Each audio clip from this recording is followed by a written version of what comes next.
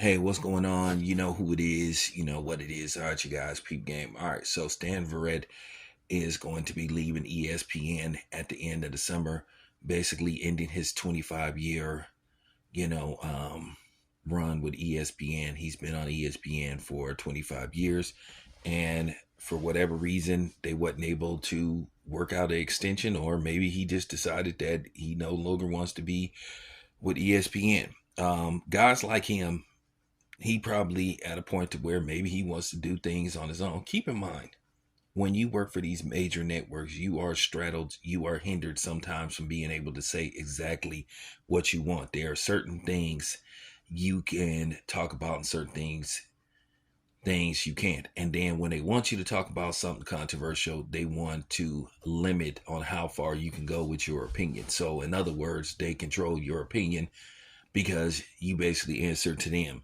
So, with that being said, we'll see what happens with him following the end of the summer. And like I said, in all likelihood, he'll probably start his own podcast and do his own thing because a lot of people are going that route, and it's funny when you think about it 5 years ago, before COVID hit, a lot of people were laughing at us saying they don't rely on YouTubers or people on social media for information. They laugh at us, but then when they started to see us building up as much clout as them, and some of us were allowed to do interviews with high profile celebrities, they was like, and at the same time we were controlling our own narrative for the most part.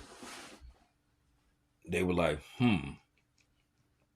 maybe this is something I need to further explore in the future. And now you see, a lot of high profile celebrities, starting their own social media platforms.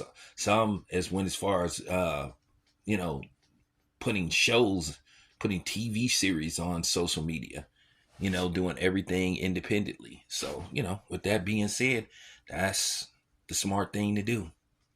Control your own destiny for the most part. You still have limitations on social media platforms, but you have a little bit more range than what you would have if you work for a major network.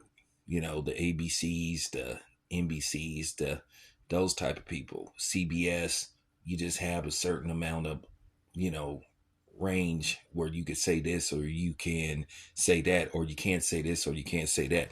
So I wish him the best on his journey, whatever happens with him. I don't have no problem with Stan Verrett. He's always been a consummate professional, and